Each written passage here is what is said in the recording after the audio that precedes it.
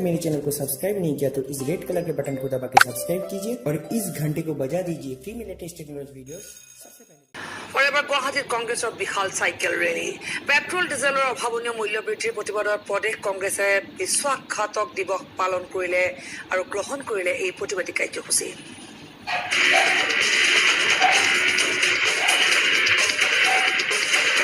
মঙলবাৰে বাঢ়িল পেট্ৰল ডিজেলৰ মূল্য। গুৱাহাটীত পেট্ৰলত বাঢ়িল প্ৰতি লিটাৰত ১৭ পইচা,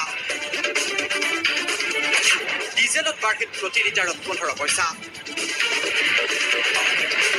দেশত অব্যাহত আছে পেট্ৰল ডিজেলৰ মূল্য বৃদ্ধি। কৰ্ণাটকৰ নিৰ্বাচন শেষ হোৱাৰ পিছতেই প্ৰতিদিনে বাঢ়িয়ে আছে পেট্ৰল ডিজেলৰ মূল্য। গুৱাহাটীত প্ৰতি লিটাৰ পেট্ৰলৰ দাম হ'লগৈ ৮০ টকা ৬৬ পইচা। ডিজেলৰ মূল্য উঠিল লিটাৰে প্ৰতি ৭২ টকা ৩৭ পইচাকৈ। স্বাভাৱিকভাৱে পেট্ৰল ডিজেলৰ মূল্য বৃদ্ধিক লৈ সমগ্ৰ দেশৰ লগতে অসমতো অব্যাহত আছে প্ৰতিবাদী কাৰ্যসূচী। গুৱাহাটীত কংগ্ৰেছৰ বিশাল প্ৰতিবাদী চাইকেল ৰেলী।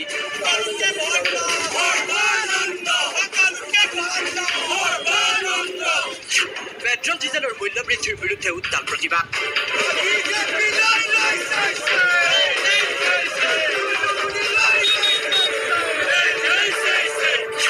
চাইকেল চলাই প্ৰতিবাদ সাব্যস্ত কংগ্ৰেছ নেতাকৰ্মীৰ।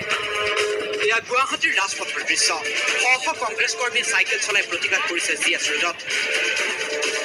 পেট্ৰল আৰু ডিজেলৰ অভাৱনীয় মূল্য বৃদ্ধিৰ বাবেই এই প্ৰতিবাদী কাৰ্যসূচী বিৰোধী দলটোৰ। প্ৰতিবাদকাৰীয়ে পেট্ৰল ডিজেলৰ মূল্য বৃদ্ধিৰ বাবে কঠোৰ ভাষাৰে সমালোচনা কৰিলে চৰকাৰক, পালন কৰিলে বিশ্বাসঘাতকতা দিৱস।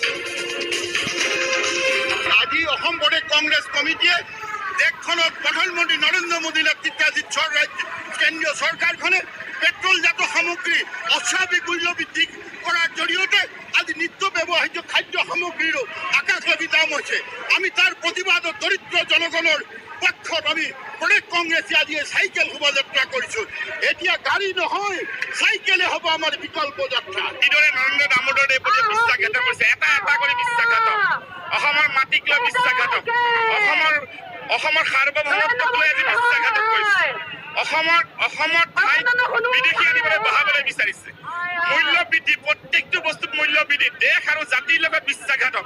আজি তাৰমানে নৰেন্দ্ৰ মোদী চৰকাৰে যিটো হাৰত ডেইলি ইয়াত তেলৰ দাম বঢ়াই আছে, বস্তুৰ দাম বঢ়াই আছে, গতিকে তেখেতৰ এই মুৰ্দাবাদ ধৰি দি তেখেতে যাতে নিপাত যায়, তাৰে কাৰণে আজি আমাৰ অসম প্ৰদেশ কংগ্ৰেছ কমিটিৰ সন্মানীয় সভাপতি ৰিপুণ বৰডাঙৰীয়াৰ নেতৃত্বত আমি আৰু বাইক নচলাওঁ, আমি গাড়ী নচলাওঁ, এই তেল নোহোৱাকৈ আমি চাইকেল চলাই গোটেই দেশখন আমি ভ্ৰমণ কৰিম। সকলোতকৈ ভণ্ড সৰ্বানন্দ, এই সৰ্বানন্দ চৰকাৰে আজি যি অসমীয়া ৰাইজক যি জোৰলা জোলে খুৱাইছে দ্ৰব্য বস্তু মূল্য বৃদ্ধি, আমি তাৰ প্ৰতিবাদত আজি যুৱ কংগ্ৰেছে এই চাইকেল ৰেলী কৰিছোঁ। প্ৰতিবাদী কাৰ্যসূচীত দেখা গ'ল প্ৰাক্তন মুখ্যমন্ত্ৰী তৰুণ গগৈকো। প্ৰতিবাদত অংশ ল'লে প্ৰদেশ কংগ্ৰেছৰ সভাপতি ৰিপুণ বৰা, বিৰোধী দলপতি দেৱব্ৰত শইকীয়া, প্ৰাক্তন মন্ত্ৰী ৰকিবুল হুছেইন, বিধায়ক ৰেকিবুদ্দিন আহমেদকে ধৰি বহু কংগ্ৰেছ নেতাকৰ্মীয়ে।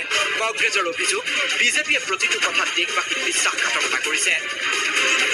যেহেতু আজি দাম বাঢ়িছে, দিনে দিনে মাধমাৰ মাৰিছে, মানুহৰ আজি এই পূজা ল'ব পৰা নাই, সেয়ে আজি আন্দোলন হৈছে। আজি গোটেই ভাৰতবৰ্ষতে আজি আন্দোলন হৈছে।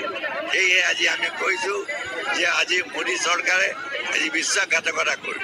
এই বিশ্বাসঘাতকতাৰ কাৰণে আজি এই শোভাযাত্ৰা আৰম্ভ কৰা হৈছে। আমি ৰাইজৰ দুখৰ সমভাগী হৈছোঁ। এইটো এটা প্ৰতিবাদ আমি কৰিছোঁ যে বিজেপি চৰকাৰৰ এই ৪ বছৰীয়া কাৰ্যকালত পেট্ৰল ডিজেলৰ যি অস্বাভাৱিক মূল্য আৰু সৰ্বকালৰ ৰেকৰ্ড ভংগ কৰি মূল্য বৃদ্ধি হৈছে, অত্যাৱশ্যকীয় সামগ্ৰীৰ মূল্য বৃদ্ধি হৈছে। চৰকাৰটো নিমাত কেৱল মোদী বিদেশ ভ্ৰমণত ব্যস্ত আছে। গতিকে আমি সেইকাৰণে ইয়াৰ প্ৰতিবাদ কৰি আমি এই চাইকেল শোভাযাত্ৰা আজি কৰিছোঁ। যিখিনি প্ৰতিশ্ৰুতি ভংগ কৰিছে, সেই গতিকে বিশ্বাসঘাতকতা কৰিছে। যি নিৰ্বাচনী প্ৰতিশ্ৰুতি, সেই প্ৰতিশ্ৰুতি পালন কৰা নাই ৪ বছৰ হৈ যোৱাৰ পিছতো, আৰু অত্যাৱশ্যকীয় সামগ্ৰীৰ মূল্য বৃদ্ধি হৈ আছে। আৰু ইয়াৰ অন্যতম কাৰণ হ'ল পেট্ৰল আৰু ডিজেলৰ মূল্য বৃদ্ধি, যিহেতু পৰিবহণ ব্যয় সকলো ক্ষেত্ৰতে থাকেই। ৰাজীৱ ভৱনৰ পৰা গণেশগুৰি হৈ RP ৰোডৰে মানৱন্ত শৰ্মা ভৱন আৰু ইয়াৰ পিছত পুনৰ ৰাজীৱ ভৱনলৈ আহি ওৰ পৰে কংগ্ৰেছৰ এই cycle rally. Camera person Pulakesh পাঠকৰ সৈতে দিলৱাৰ হুছেইন মজুমদাৰ, DY365।